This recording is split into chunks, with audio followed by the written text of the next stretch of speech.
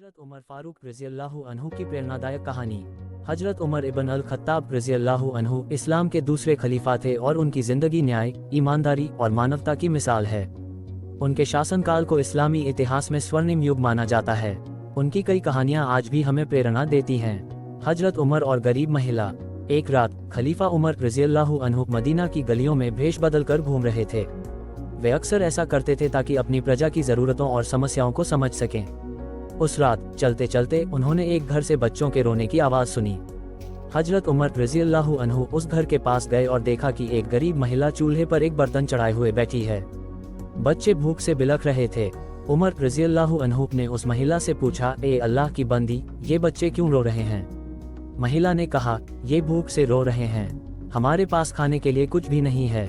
मैंने सिर्फ पानी में पत्थर डालकर बर्तन में चढ़ा दिया है ताकि ये बच्चे ये सोचकर सो जाएं कि खाना बन रहा है, लेकिन इनके सब्र की सीमा खत्म हो चुकी है। ये सुनकर हजरत उमर रज़ियल्लाहु अन्हु का दिल दहल गया। उन्होंने महिला से माफी मांगी और बिना समय गंवाए तुरंत राज्य के भंडार बैतुल माल की ओर दौड़ पड़े। वहां से उन्होंने आटा, घी, खजूर और दूसरी जरूरी चीजें लीं। जब उनका नौकर यह सब सामान उठाने लगा तो हजरत उमर रज़ियल्लाहु अन्हु ने उसे रोक दिया और कहा, क्या क़यामत के दिन तुम मेरा बोझ उठाओगे? यह मेरा फर्ज है, मैं इसे खुद उठाऊंगा। वह सामान अपनी पीठ पर लाद कर महिला के घर पहुंचे। उन्होंने अपने हाथों से खाना बनाया और बच्चों को खिलाया। जब बच्चों ने पेट भरकर खाना खाया और मुस्कुराते हुए सो गए तो महिला ने कहा, अल्लाह आपको इसके बदले में जज़ा दे। आप खलीफा होते तो कितना अच्छा होता। ये सुनकर हजरत उमर रज़ियल्लाहु अन्हु की आंखों में आंसू आ गए। उन्होंने खुद को महिला के सामने प्रकट नहीं किया और चुपचाप वहां से चले गए।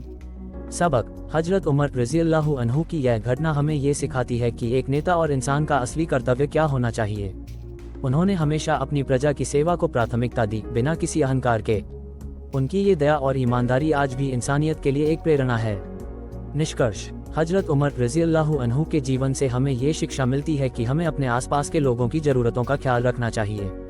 उन्होंने हमें ये सिखाया कि सच्चा नेतृत्व दूसरों की सेवा और उनके अधिकारों की रक्षा में है।